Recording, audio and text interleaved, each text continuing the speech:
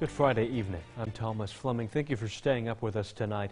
The Halloween flood devastated several areas of central New York.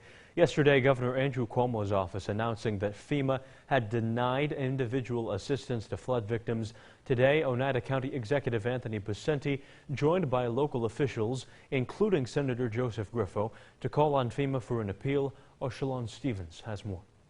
Aside from working with FEMA as the next step, would the state provide any financial funding for repairs, aside from what the National Guard has already started to rebuild? The state will help, but this is a federal responsibility, the emergency management funding, and I don't want to let them off the hook. That was the governor back in November when he visited Utica to make an announcement.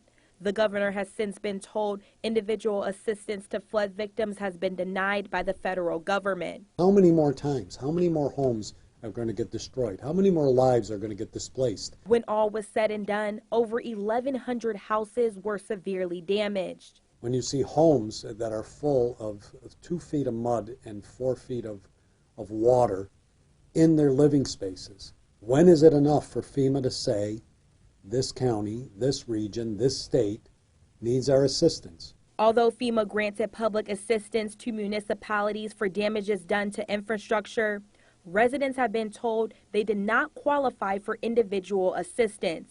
No monetary threshold seems to have been applied to assessing the loss by the private sector. Picente says they believe it is subjective.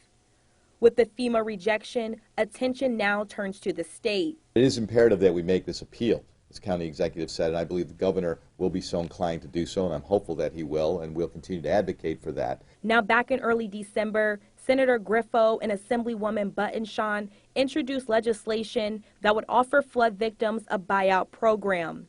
The proposed bill would allow local governments to designate hard-hit areas as floodplains and offer a buyout to residents at a pre-flooding level through a bond made by the Urban Development Corporation. But with FEMA's denial, where does that leave this proposed bill? This is just another idea, a proposal that the Assemblywoman and I have presented.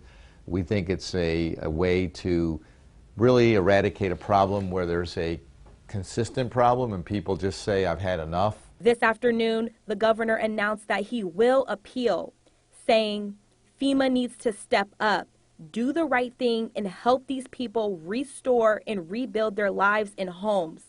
The agency's sole mission is to help communities dealing with disasters, and one sentence denial is woefully inadequate and does nothing to offer hope for these families. We will be appealing this denial.